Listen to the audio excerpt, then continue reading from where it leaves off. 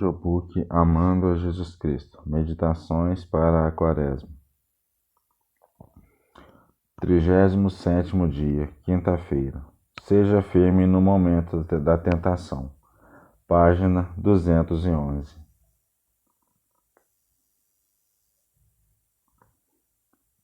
Quem ama Cristo não cessa de amá-lo nas tentações e desolações. 37º dia. Seja firme no momento da tentação. A caridade a tudo resiste. Não são as dores da pobreza, da doença, da desonra e da perseguição que mais afligem as almas que amam a Deus, mas as tentações e desolações do espírito. Enquanto a alma está no desfrute da presença amorosa de Deus, todas as aflições, ignomínias e ultrajes dos homens servem para consolá-la, pois proporcionam a oportunidade de mostrar a Deus um símbolo de seu amor. Servem como combustível para reacender seu amor cada vez mais. Mas é um cruel tormento encontrar-se instigado pelas tentações de perder a graça divina ou sentir o temor na desolação de já tê-la perdido. São tormentos difíceis de suportar para quem ama Jesus Cristo de todo o coração. No entanto, o próprio amor a Deus dá força para suportar tudo com paciência e seguir o caminho da perfeição. Que progresso essas almas fazem por meio dessas provas que Deus tem o prazer de enviar para provar seu amor. 1. As tentações. As tentações são as provações mais dolorosas que podem acontecer a uma alma que ama Jesus Cristo. Aceita com resignação qualquer outro mal que possa prendê-la em união mais íntima com Deus. As tentações, porém, conduzem ao pecado e à separação de Jesus Cristo. Por isso, são mais intoleráveis que todas as outras aflições. Devemos saber que nenhuma tentação para o mal pode vir de Deus, mas do diabo ou de nossas próprias inclinações corruptas. Deus é incapaz de tentar para o mal, e ele não tenta ninguém. Tiago, capítulo 1, versículo 13. Não obstante, Deus, às vezes, permite que suas almas mais queridas sejam mais dolorosamente tentadas. Em primeiro lugar, para que das tentações a alma aprenda melhor a própria fraqueza e a necessidade que tem da ajuda divina para não cair. Enquanto a alma é favorecida com consolações celestiais, ela se sente como se fosse capaz de vencer todos os ataques do inimigo e realizar todos os empreendimentos para a glória de Deus. Mas quando fortemente tentada e quase cambaleando à beira do precipício e prestes a cair, então se torna mais familiarizada com sua própria miséria e com sua incapacidade de resistir se Deus não viesse em seu resgate. Assim foi com São Paulo, que nos diz que Deus permitiu que fosse atormentado pela tentação do prazer sensual a fim de mantê-lo humilde após as revelações com as quais Deus o favoreceu. Para que a grandeza das revelações não me ensoberbecesse, foi-me dado o estímulo de minha carne, um anjo de Satanás, que me esbofeteie. 2 Coríntios, capítulo 12, versículo 7. Além disso, Deus permite tentações com o objetivo de nos separar mais completamente dessa vida e despertar em nós o desejo de vê-lo no céu. Por isso, as almas piedosas, ao se verem atacadas dia e noite por tantos inimigos, finalmente sentem repulsa pela vida e exclamam: ai de mim, meu desterro se prolonga, e suspiram pelo momento em que possam dizer: a cadeia se rompeu e nós ficamos livres. Salmo 119, 5, Salmo 123, 7. A alma quer voar para Deus, mas enquanto viver nesta terra, estará presa por uma armadilha que a detém no mundo onde é continuamente assaltada por tentações. Este laço se quebra senão com a morte. Por isso as almas que amam a Deus suspiram pela morte que as livre de todo o perigo de perderem a Deus. Deus permite que sejamos tentados para nos enriquecer em méritos. foi dito a Tobias: porque eras aceito a Deus, foi necessário que a tentação te provasse. Tobias, capítulo 12, versículo 13. Assim, uma alma não precisa imaginar-se fora do favor de Deus porque é tentada, mas deve fazer disso um motivo de esperança que Deus a ama. É uma ilusão do diabo levar algumas pessoas pusilânimes a supor que as tentações sejam um pecado que contaminam a alma. Não são os maus pensamentos que nos fazem perder Deus, mas o consentir com os mesmos. Embora as sugestões do diabo sejam tão violentas e aquelas imaginações imundas que sobrecarregam nossas mentes sejam sempre tão vívidas, não podem lançar a menor mancha em nossas almas, contanto que não consintamos com elas. Pelo contrário, tornam a alma mais pura, mais forte e mais querida a Deus. São Bernardo diz que cada vez que vencemos uma tentação, ganhamos uma nova coroa no céu. Quantas vezes vencemos, tantas vezes somos coroados. Certa vez um anjo apareceu a um monge cisterciense e colocou uma coroa em suas mãos, com ordens de que ele levasse a um de seus religiosos, como recompensa pela tentação que havia vencido recentemente. Nem devemos ficar perturbados se os maus pensamentos não desaparecerem imediatamente de nossas mentes, mas continuarem obstinadamente a nos perseguir. É suficiente se os detestarmos e fizermos o nosso melhor para bani-los. Deus é fiel, diz o apóstolo. Ele não permitirá que sejamos tentados acima de nossas forças, mas fará também com que possamos suportar. 1 Coríntios capítulo 10, versículo 13. Assim, uma pessoa longe de perder qualquer coisa por causa das tentações, obtém grande lucro delas. Por causa disso, Deus frequentemente permite que as almas mais queridas a Ele sofram as mais severas tentações, para que possam transformá-las em uma fonte de maior mérito na terra e de maior glória no céu. A água estagnada logo se torna pútrida. Uma alma deixada à vontade, sem qualquer luta ou tentação, corre grande perigo de perecer por causa de alguma presunção de seu próprio mérito. Ela talvez imagine que já atingiu a perfeição e, portanto, tem pouco medo, consequentemente se esforçando pouco para recomendar a Deus e assegurar sua salvação. Para se recomendar a Deus e assegurar sua salvação. Mas quando, ao contrário, é agitada pelas tentações e se vê em perigo de cair de cabeça no pecado, recorre a Deus, recorre à Mãe de Deus, renova sua resolução de preferir morrer a pecar. Humilha-se e se lança nos braços da misericórdia divina. Assim, como a experiência nos mostra, a alma adquire novas forças e uma união mais estreita com Deus. Isso não deve, entretanto, nos levar a buscar tentações.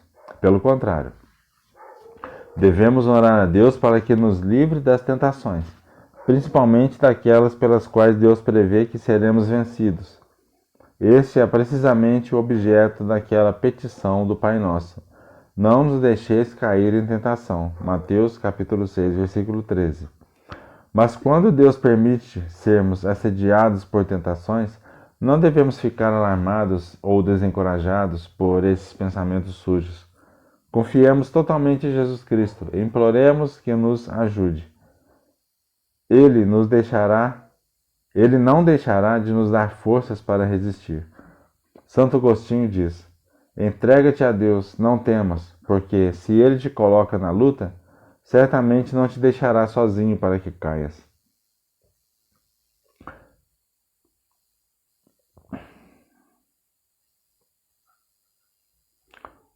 Remédios contra as tentações.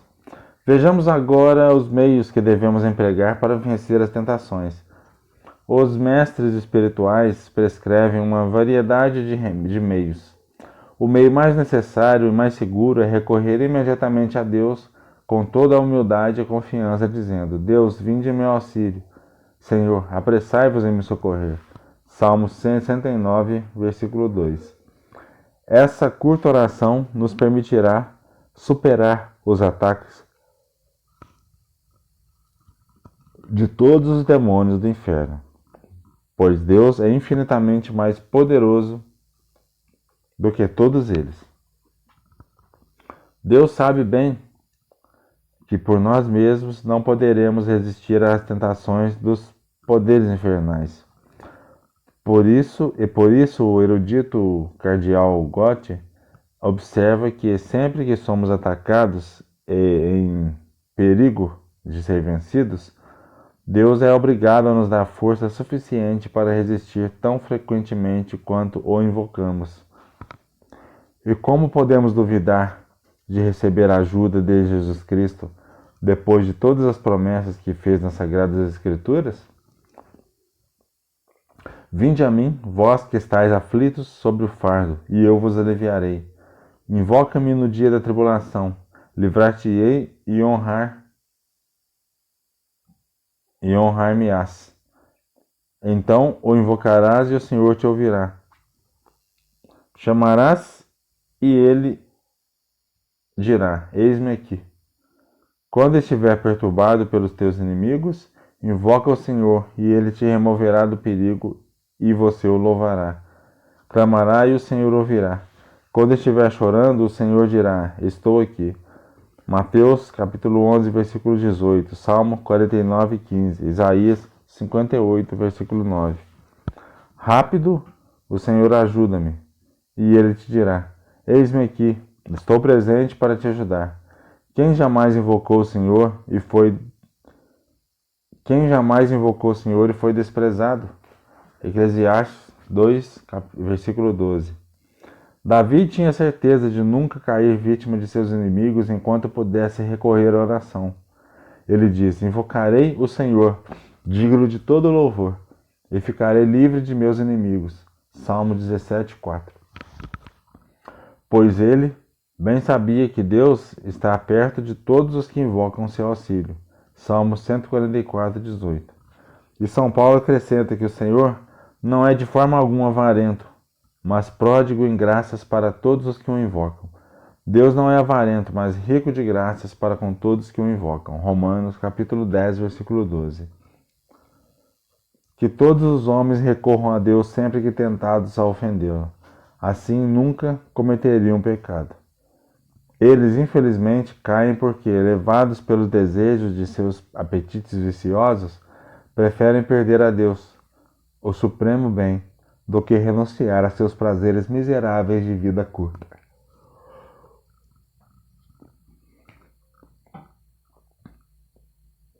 Eles, infelizmente, caem porque, levados pelos desejos de seus apetites viciosos, preferem perder a Deus, o supremo bem, do que renunciar a seus prazeres miseráveis de vida curta.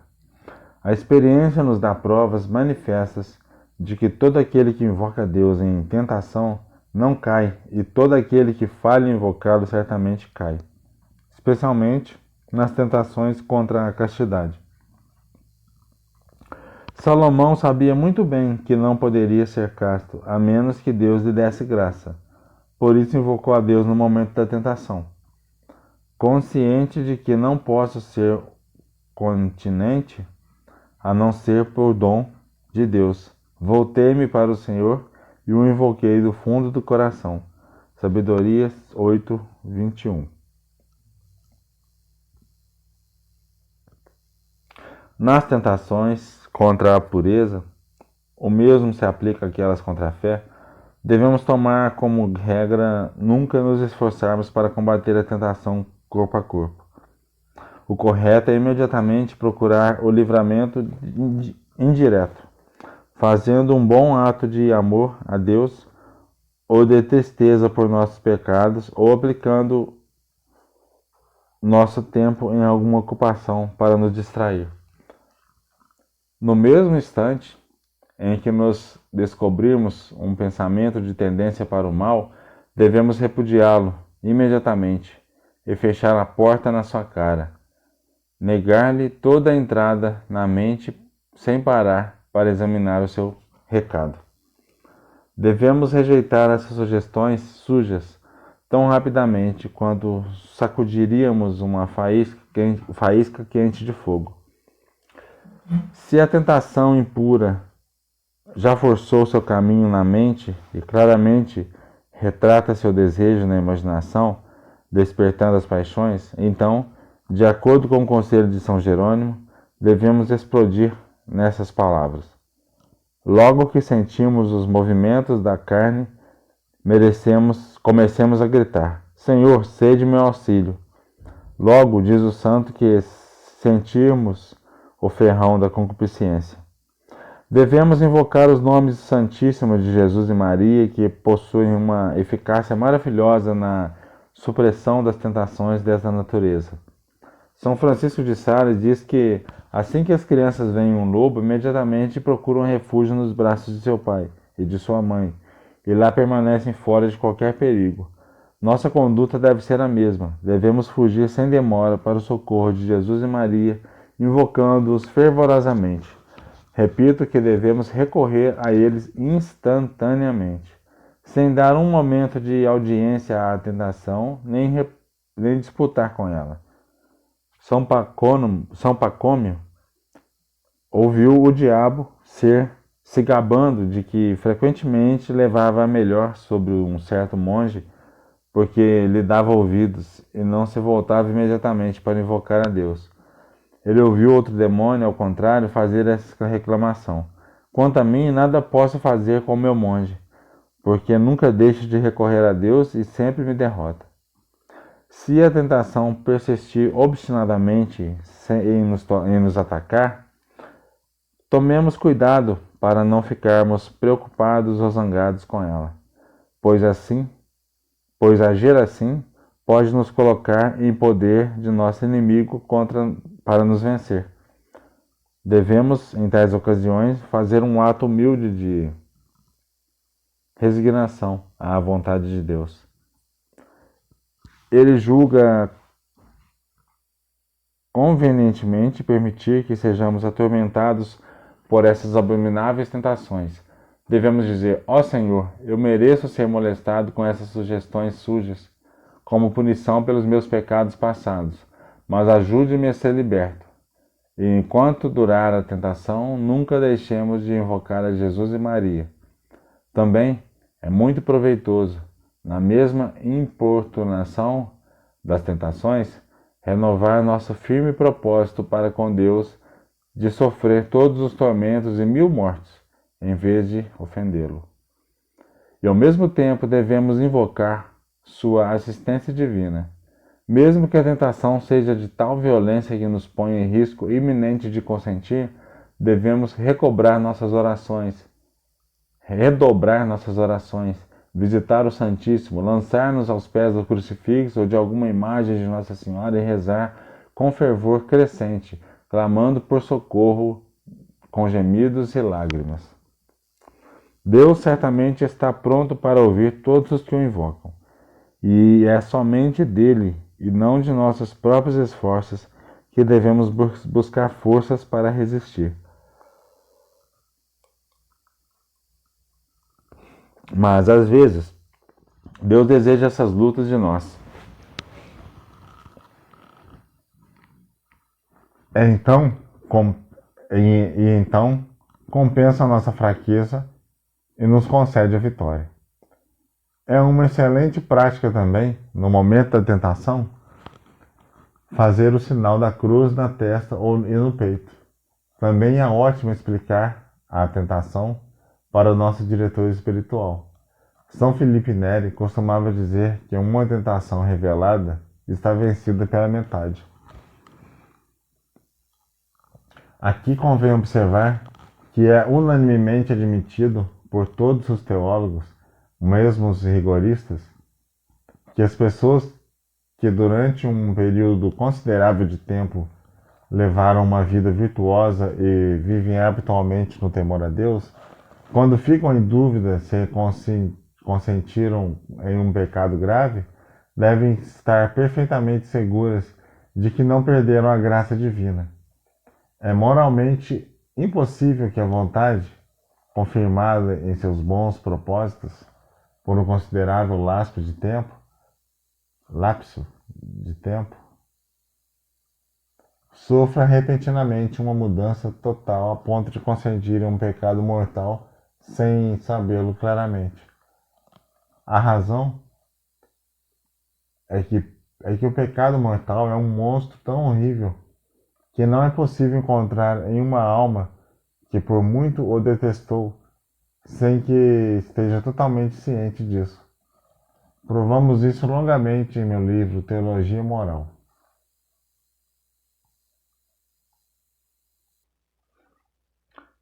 Santa Teresa disse: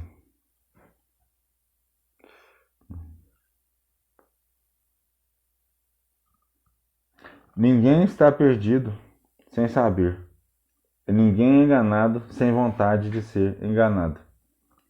No que diz respeito a certas pessoas de consciência delicada e solidamente enraizadas na virtude, mas ao mesmo tempo tímidas e molestas pelas tentações, especialmente se forem contra a fé ou a castidade, o diretor espiritual achará às vezes conveniente proibi-las de falar sobre essas tentações.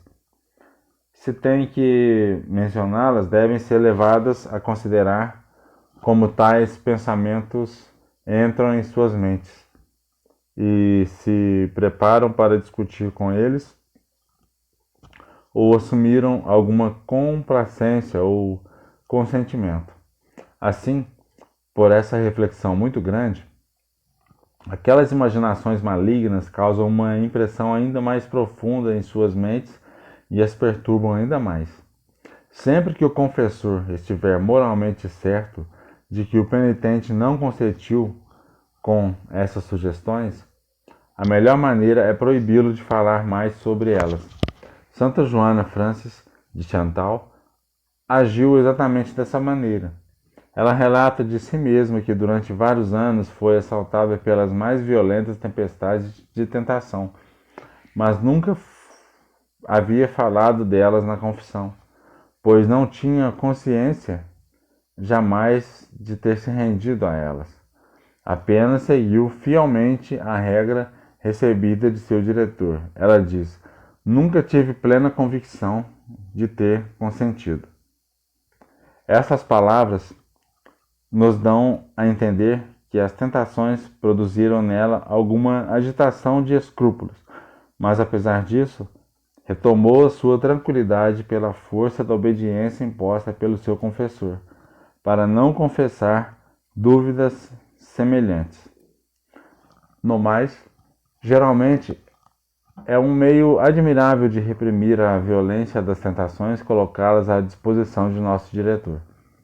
Volto a dizer que o remédio mais eficaz e necessário de todos os remédios contra as tentações é suplicar a Deus por ajuda e continuar orando enquanto a tentação persistir.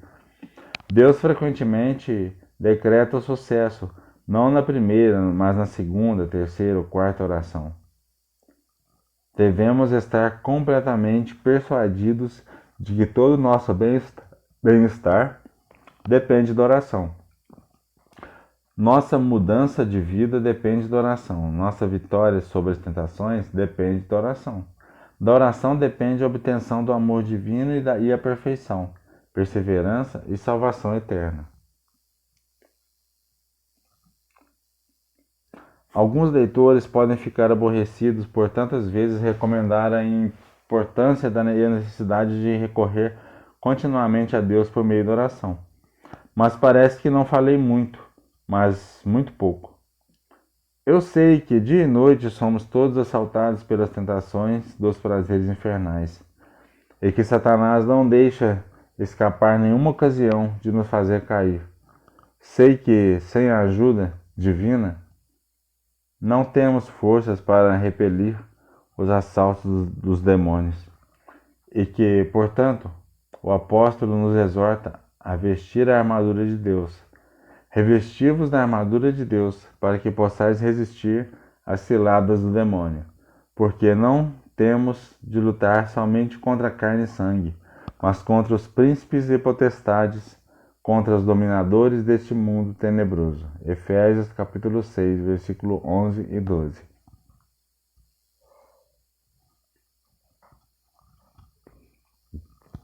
E o que é essa armadura com a qual São Paulo nos alerta para nos vestirmos para vencer os inimigos? Veja em que consiste: orando continuamente em espírito com toda perseverança. Efésios 6,18. Essa armadura é a oração constante e fervorosa a Deus para que nos ajude a obter a vitória.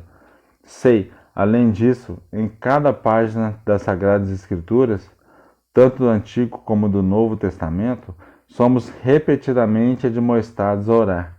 Invoca-me e eu te livrarei. Recorre a mim e eu te ouvirei. É preciso orar sempre sem desfalecer. Pedi e vos será dado. Vigiai e orai. Orai sem cessar. Salmo 49:15, Jeremias 33:3, Lucas 18:1, Mateus 7:7, 26:61 e 1 Tessalonicenses 5:17. Longe de ser falado muito sobre oração, não falei o suficiente.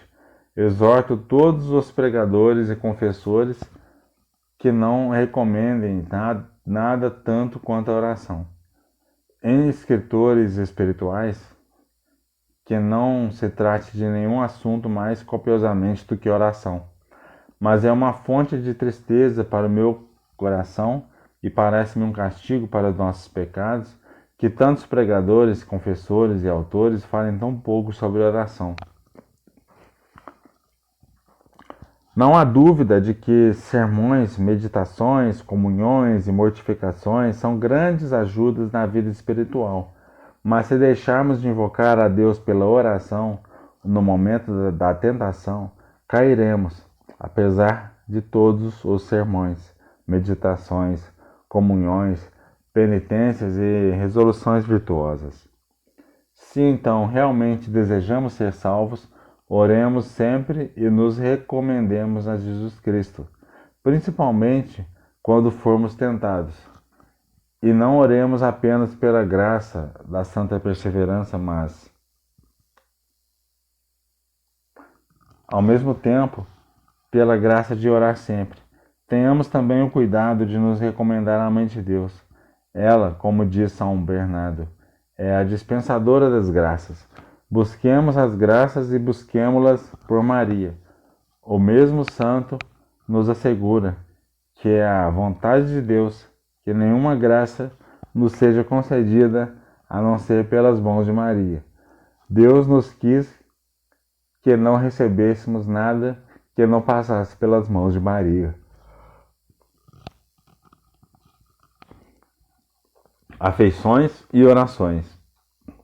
Ó Jesus, meu Redentor, eu confio que por vosso sangue me perdoaste todas as minhas ofensas. Espero sinceramente um dia vir vos bendizer, por isso eternamente no céu. As misericórdias do Senhor cantarei para sempre. Salmo 88:2. Vejo claramente agora que repetidamente caí no passado pela falta de vos suplicar por santa perseverança. Eu imploro sinceramente nesse momento presente que me conceda perseverança. Nunca permita que eu me separe de vós. Eu me proponho fazer nessa oração sempre, mas especialmente quando sou tentado a vos ofender, faço essa resolução e prometo, mas de que me aproveitará decidir e prometer, se não me deres a graça de recorrer e lançar-me a vossos pés? Pelos méritos, então, de vossa sagrada paixão, conceda-me essa graça em todas as minhas necessidades de recorrer a vós. Maria, minha mãe e minha rainha, pelo amor que tendes a Jesus Cristo, eu vos suplico que me alcanceis a graça de recorrer sempre a vosso Filho e a vós mesma em toda a minha vida.